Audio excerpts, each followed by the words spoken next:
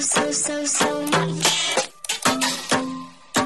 I love you so much. I love you so much. I love you so much.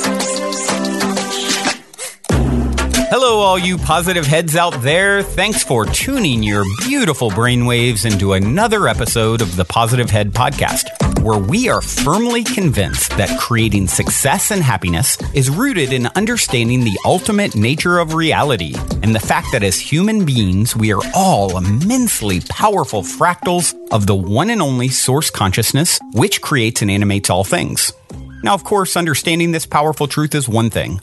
Applying this incredibly empowering wisdom to everyday life, well, that's another, which is exactly why we provide you with a fresh serving of soul food for thought 5 days a week to help constantly remind you of what matters most. You are it. And I'm your host, Brandon Beecham. I'm the reflection and extension of you who will be here each Wednesday interviewing a different consciousness changemaker. And on the other 4 weekdays, leading the way to ensure that your perspective is consistently expanded, your vibration is constantly elevated, and your heart is overflowing and full. Also, this episode of the Positive Head Podcast is being brought to you thanks to the support of Gaia. If you're not familiar, Gaia is the go-to source for streaming consciousness content online, and you can sign up for your first month for only 99 cents at gaia.com/positivehead.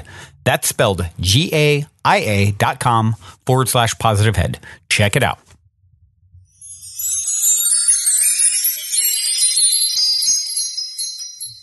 All right, all you positive heads, welcome back to another episode.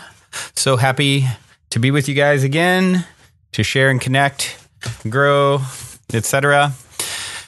Going to do a little bit of what I did yesterday. Going to continue reading from Oneness. I enjoyed that. Just feeling, you ever get in a mood where you just feel like reading? And this is a great way for me to do it and kind of kill two birds with one stone by getting my reading fix in and making a podcast at the same time, and it all being relevant. And yeah, so I don't know, but what about that quote, that saying, killing two birds with one stone? I don't know. It's kind of dark, right? How about freeing two birds with one cage opening? I don't know. It doesn't have quite the same ring to it, but I'll work on that. If you guys have any ideas, you write in and let me know how we can reframe that one to be a little bit more magical. And speaking of writing in, you guys can send in questions anytime to brandon@positivehead.com. Love getting your questions. I'm sure I'll answer some next week. Also, the Positive Heads Facebook group. That's Positive Heads with an S. Get on there if you're not. There's thousands of lovely listeners connecting, sharing, supporting one another. It's a private group, so you can open up about things you might not want the rest of the Facebook world to see and hear. It's a wonderful, wonderful place on the interwebs to have some authentic connection and communication with other like-minded soul fam. So get on there, and let's see. Before I start reading, I will read a review on iTunes. This review came in by 43 and Slim, and you guys know I love my iTunes reviews. They help us to reach new people and certainly fuel my fire to continue this labor of love. And 43 and Slim said, "Hi, Brandon. I found you when you interviewed Deb Bowen from Psychic Teachers." Oh, I love Deb. She's wonderful. I'm going to be on Deb on Psychic Teachers as a guest here in a couple weeks. So just a little thing to throw out there. You guys check that out. But let's see. Start over. Hi, Brandon. I found you when you interviewed Deb Bowen from Psychic Teachers. I don't remember if she linked to it or what, but I've been listening ever since. I really appreciate your honesty about your journey and your format. I really enjoyed the recent EFT episode. I'd been meaning to try it for years, and the podcast gave me the opportunity. Thanks for your light. Oh, well, thank you for your light and reflecting it back to me, 43 and Slim. And Sonia Sophia from World Tapping Circle is amazing. She's regularly on, and even for those of you who haven't checked out EFT, emotional freedom technique, it's a wonderful sort of physical activity to go along with the mind, sort of work we do on this show, where you Sonia steps you through, and it's called tapping is another term for it, where you tap meridians on the body, key meridians, why you release blockages and things. And a lot of people have really intense reactions, release, all kinds of pinup stuff because we store emotion in the body. And this is a great, simple, but powerful tool, EFT. So yeah, if you guys want to check out EFT, she's actually made like crazy good deals for all you P heads. Where if you go to worldtappingcircle.com/positive head, you can get try out a month for like $5. And she does live circles, hundreds of people around the world all at once doing these guided taps. And she's amazing. She has one of the biggest workshops at Burning Man. Over 3,000 people this year attended her workshop at Red Lightning, one of the wonderful theme camps at Burning Man. And so, she's been doing it out there for a long, long time. And there's a reason so many people are coming back every year. To me, it says a lot. Burning Man being, talk about the world of magical distractions and things you can experience and get into. And you've got, 60,000 people or 70,000 people at Burning Man, and to have 3,000 come to one workshop with the incredible, you can't see it all in a week. To me, that just says volumes about how powerful the practice is. So a lot of these people, over the years, burners who've went once and had a powerful experience and come back. I know that's how I met her originally. So definitely check that out, guys. If you haven't, you can go back to past episodes, search Sonia Sophia. She does mini taps, but really I recommend jumping on World Tapping Circle, World Tapping Circle /positive head, and trying it out and seeing for yourself if it's something that really helps you in your own journey to releasing, as the Buddha said, the quote, and I haven't verified this, by the way, so, a lot of times these memes, maybe they're attributed to someone they weren't, who didn't really say it. I don't know if Buddha, the meme says, Buddha was asked, "What have you gained from meditation?" He replied, "Nothing. However, let me tell you what I've lost. Anger, anxiety, depression, insecurity, fear of old age, and death." And that's really a lot of what tapping is. Sort of like another exercise, like meditation, where you can release a lot of things that you've been carrying, that have pent up, these emotions that are blockages physically in your system, right? And that's why people have reactions like coughing or, laughing or crying, or all kinds of things happen when you're doing EFT. So, and like I said, it's super simple. So anyway, where else are we going to take this show? What's next? Oh, I'm going to read. Yes, I'm going to read from Oneness. And Oneness is a book, one of my favorites, Teachings Transcribed, received by Rasha. It's, 15 years old, something like that. I read it a long time ago. I always refer to it as the handbook for ascension. We're all ascending vibrationally, I believe, on this planet, and there's a process. It's a process that we're going through. And I believe this book is the best thing I've found, or resonates the closest to me, sort of saying, hey, guys, here's what's happening to you. Here's what you can expect on this journey. You've sort of, for some of you guys listening, you're just starting, the train is just starting to leave the station, right? Your mind's been opened very recently in some cases to a lot of these spiritual concepts, and you notice a real shift in the way you're viewing the world, the way you're feeling, the way, everything's shifting, right? There is certainly an awakening happening. And this book is one that I highly recommend to anyone to read, to say, okay, what's going on here and what can I expect next? So what I've done over really over a year or so or more, every now and then when I feel like reading, I just, this is the book that I've went to, and I love it because you don't have to read it in order. I've just picked up, random chapters that pop into my head and start reading. So, that's what I've been doing. I've probably read 10 out of the 40 some chapters, to date, here, there, and everywhere throughout the year or so on the podcast. But today yesterday I read chapter 41. Today I'm going to go which is at the end of the book. Now I'm going to go back towards the front, chapter 4. And at the top of chapter 4 gives you kind of a summation of what you can expect in the words in the chapter. And it says, bringing the quote-unquote recurring dream of this lifetime to completion, learning to recognize and to decline the invitation of conflict. How the collective will has helped transcend the prophecies for these times. The lessons upon which you have chosen to focus in this lifetime represent categories of experience that you are now working to bring to culmination. It is likely that you are able to isolate certain recurring themes in your present life history. And it is likely that you have completed the necessary number of episodes on those themes to drive the point of the exercise home. There is no need to continue to subject yourself to the recurring dream that has been your reality in this lifetime unless you choose to. Now it is time to turn the page and to begin the work that you have prepared yourself to do by mastering these life lessons. It may seem like your life has become a testimony to uncertainty in the present period. By virtue of the fact that you are reading these words and have been drawn to the energy of this communication, you are completing, quote unquote, the course. Yet, the sense of direction toward the next phase of your life continues to elude you. It should be fairly obvious, in light of the dismantling of much of your life structure, that extensive preparation has been done.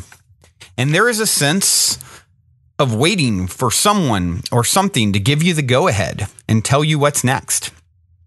It is not necessary to try to second-guess the process, but merely to be present.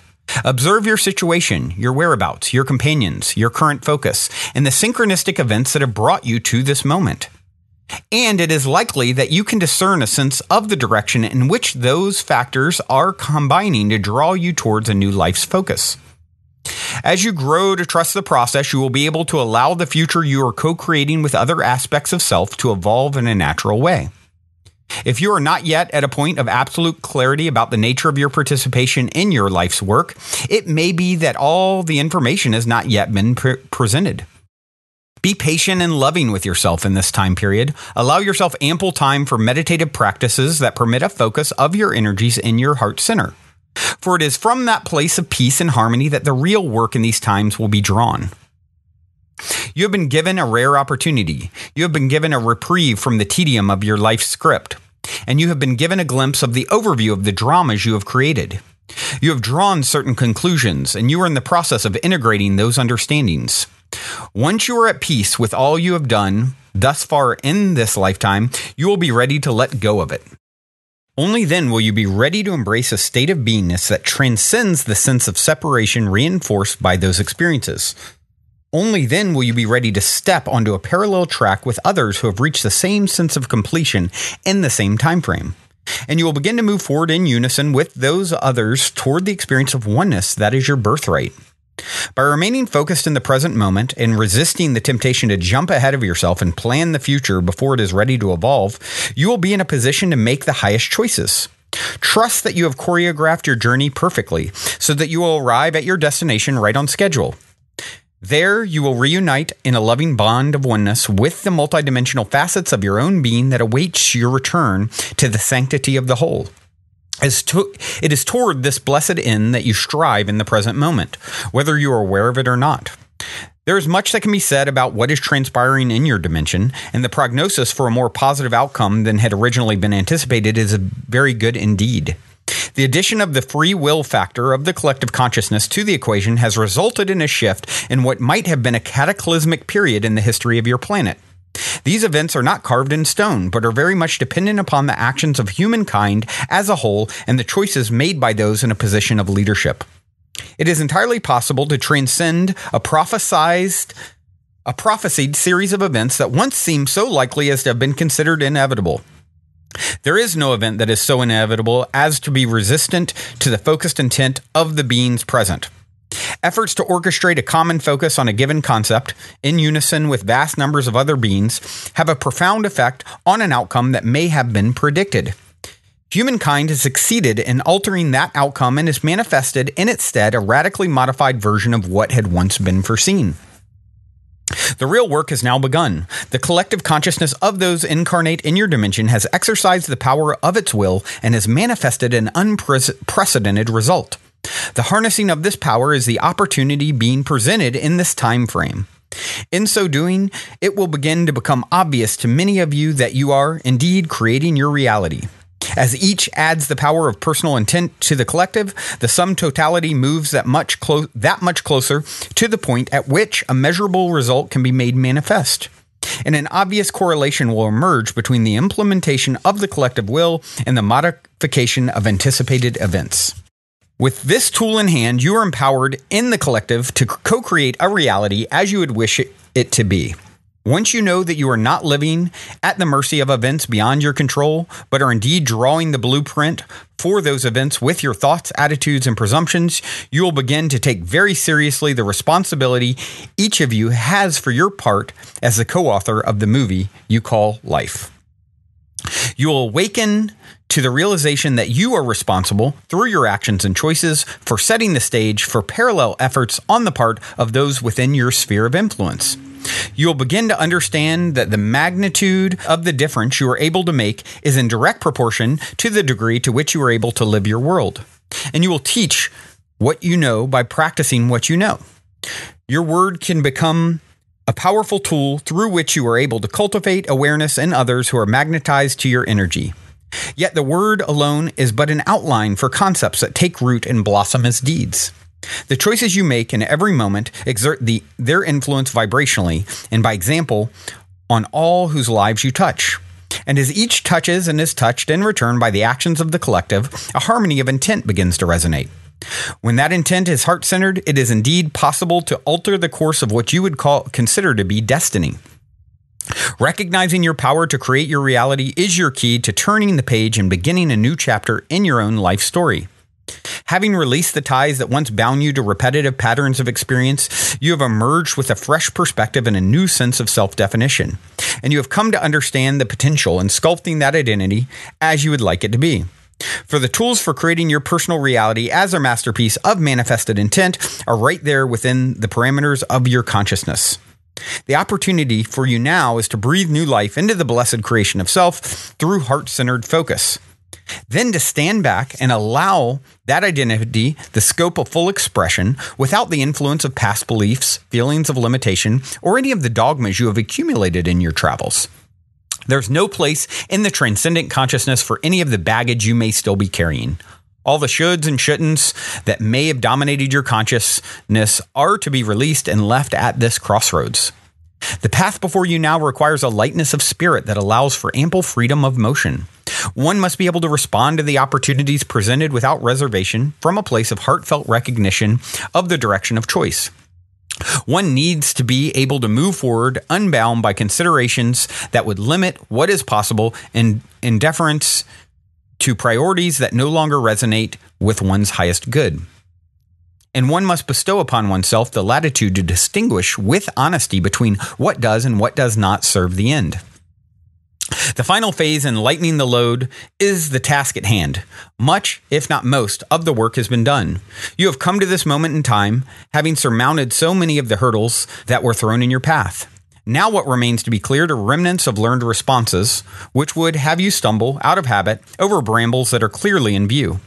Recognize when you encounter one and observe the response those situations trigger within you. Consider, before releasing a conditioned response, whether it is possible for you to sidestep the situation entirely and decline the invitation of yet another drama. Your objective now is moving forward. Anything that does not support that momentum is a situation you have the opportunity to transcend by exercising the power of choice. Once you have transcended your inclination to stage repeat performances of the drama that have dominated your life, you are able to move forward to the next phase of your participation in the work at hand. Ideally, the choices you encounter from this point forth represent opportunities to translate discord into harmony. They are opportunities to transcend the need to be quote-unquote right on particular issues, in deference to the possibility of emerging with a sense of completion. They are opportunities to respond in ways that shift the dynamics of the interaction and allow all parties concerned to walk away without carrying the energy charge that would invite a repetition. You will observe that you are now able to just let it go, where once you felt compelled to engage in battle, and you will begin to see the process of transcending ego in action.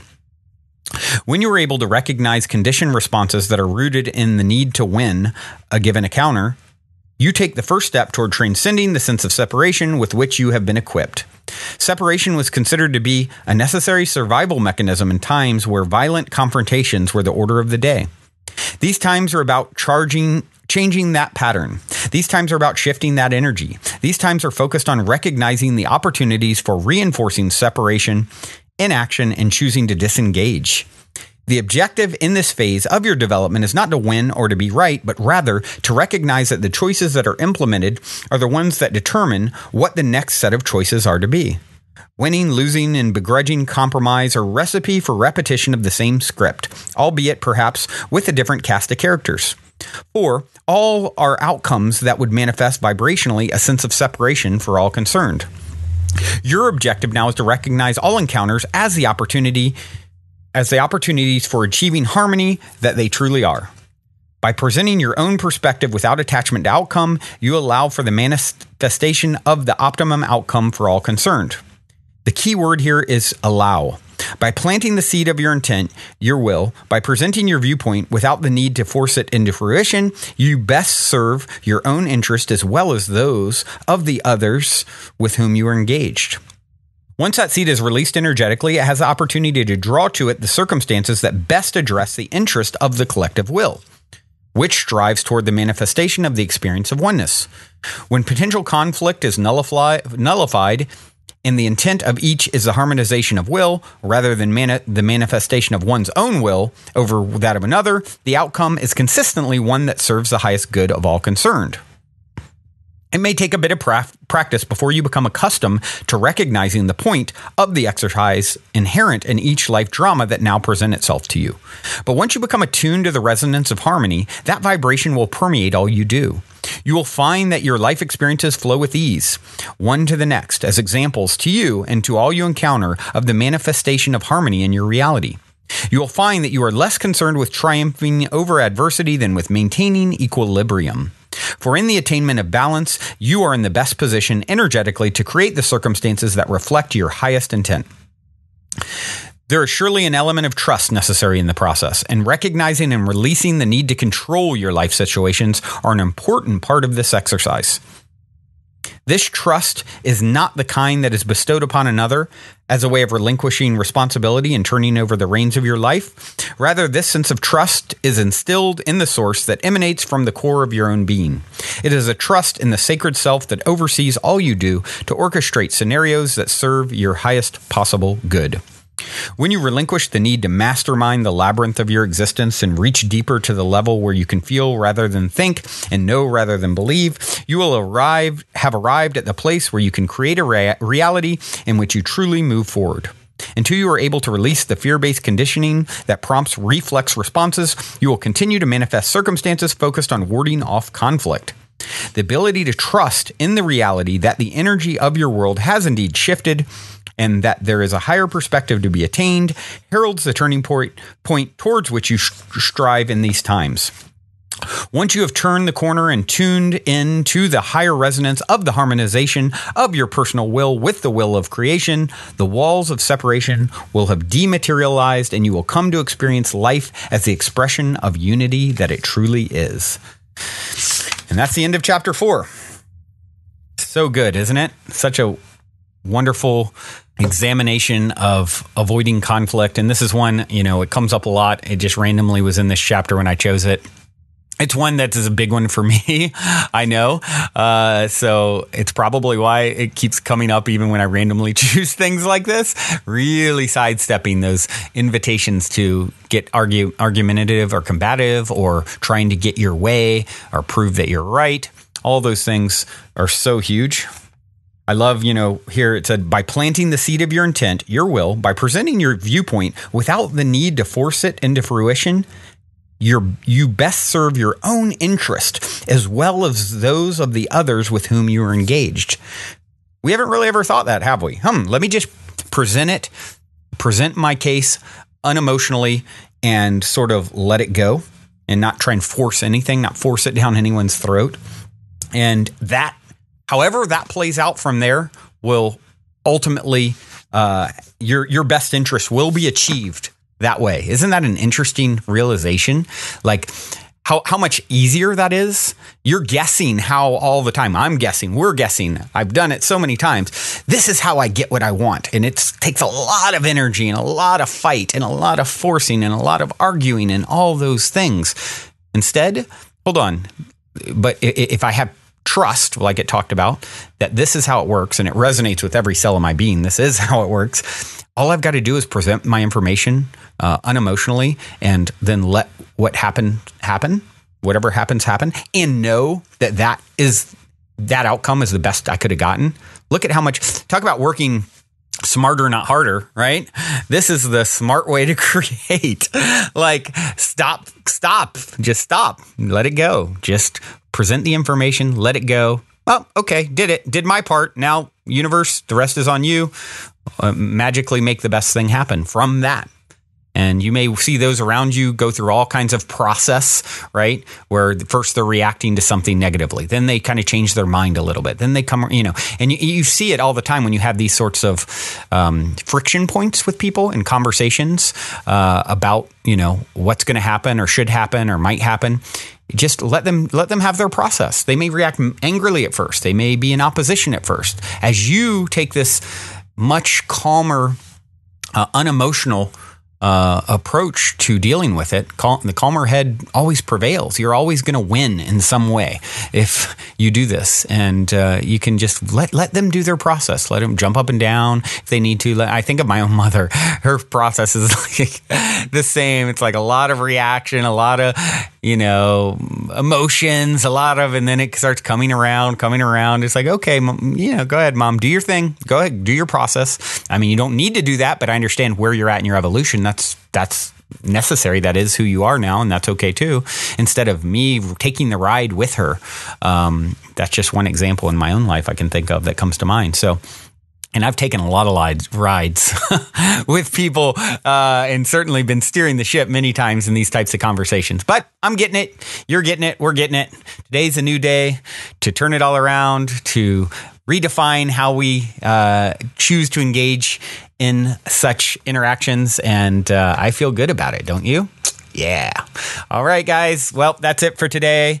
I do have a song to leave you with. This is Edamame. Paraderm is the song. Love the song. Love you all. Hope you enjoy. Also, if you're craving more consciousness elevating content, be sure to check out Gaia, which is my personal go-to source for streaming consciousness content on the web, where you can stream an incredible 7,000 plus exclusive videos covering 5,000 years of wisdom. As you all hear me constantly say, it's a daily conscious effort to maintain an elevated vibration. And if you're looking to journey deep down the rabbit hole to do so, then Gaia is the best place I know of to do it, period. And you can sign up for your first month for only 99 cents at gaia.com/positivehead. That's spelled GAIA.com/positivehead. Check it out.